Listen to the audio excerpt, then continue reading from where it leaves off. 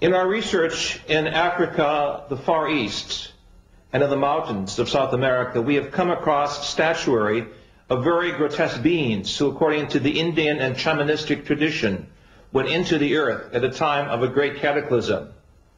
If we take Atlantis as a model for survival, it is clear in the folklore and literature of the major continents of our planet that some of the races went into the earth.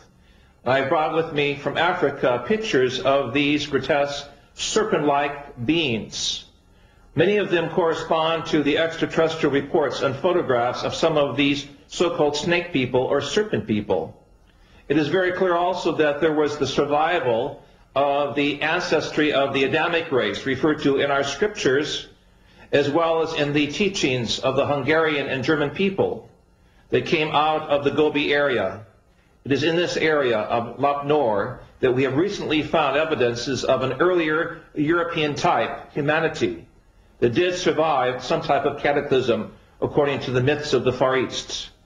We have thus in our tradition a vast folklore, anthropology, and cosmology that connect the peoples of this planet with that of other worlds.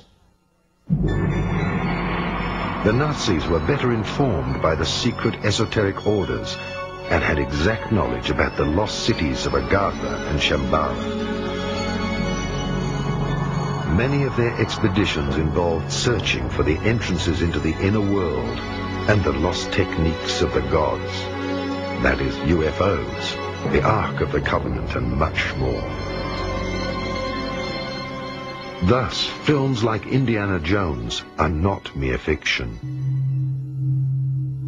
German expedition in search of Agartha. Some esoteric correlations of the 19th century and of the Third Reich are hidden nowadays under a veil of the past. Thus, only some isolated relationships can be uncovered. For a while, Dietrich Eckart lived at the foot of the mountain Untersberg and was initiated into the medieval mysteries and into the legends of caves. Adolf Hitler spent many hours with Dietrich Eckart at the Obersalzberg mountain, and both were followers of the hollow earth theory of Hans Erbinger. The Untersberg was already considered by the Templars to be a volcano with an access to the inner earth and to the legendary hollow world. Thus, there are stories of the disappearances of people in the Untersberg and how, 60 years later, the same people surfaced without having aged. Other German legends deal with the myth of the end of the world. In the legends, King Barbarossa is asleep in the mountain, and after hundreds of years he rises up with his knights for the last battle at the end of time, in order to help good triumph. I'm speaking now as a scientist. I do not want to confuse subsurface temples and grottos and structures of civilizations that go down approximately a mile or two from the surface of the earth with the so-called inner earth theory. In my work in Ecuador, Peru, and Bolivia, it is clear that there are vast tunnel systems that go hundreds of kilometers under the mountains, allowing the Indian peoples to connect between national borders. We know also between Mexico and New Mexico in North America that the Indians have a subterranean system of corridors that allow the tribal federations from North America to meet, even privately, without notifying the American or Mexican authorities. Clearly, these structures are there as a result of some type of volcanic activity or catastrophic events some 28 million years ago, as we have measured in areas of North Mexico, where the surface of the earth changed, allowing volcanic openings and porous materials to construct, as it were, underground cavities. Into these cavities, members of the human society found shelter from the noxious poisons and gases and orders of destruction that took place rather suddenly.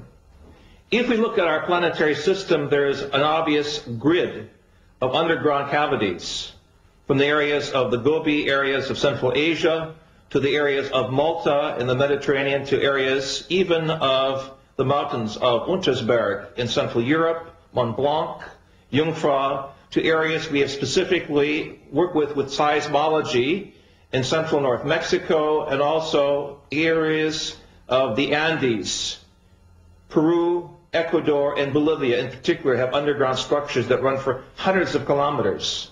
In Southeast Asia, we know that these structures also exist in the areas of Sumatra, Borneo, and Indonesia. Clearly, throughout the world, there are major areas which seem to be contact points with parallel evolution.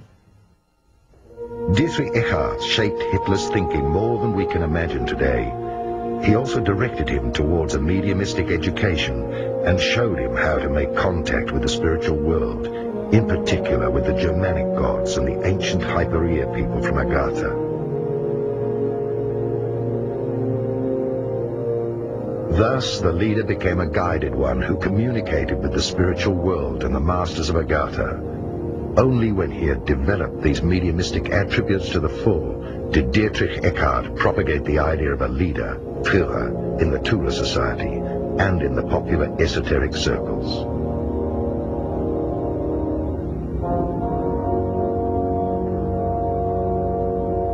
Already in the First World War, the German military sent various expeditions, which later were known as German colonies. Some esoteric followers, like General Ludendorff, who had access to the foundations and connections to the secret orders and castles, supported the expeditions and their search for the lost cities and treasures of the old Atlantean high cultures. In the early 20s, in a privately financed expedition, Edmund Kiss explored various regions of South America and discovered a wide-ranging system of caves with an opening to the inner earth. The different esoteric societies with their secret orders, country estates, and later also their castles were the meeting points of the esoteric elite, which saw itself as guided to resurrect the old knowledge of Atlantis and of the Indo-Germanic prophecies. The society that dealt with the lost technology of the gods and their impelling force was the so-called Friel Society. This society collected all the information dealing with the technology of polarity and levitation. When the National Socialists came to power and the old leagues and alliances had accomplished their duty, the esoteric followers of the time began to carry out their expeditions at the state's cost. Various secret working circles financed by the Third Reich were established.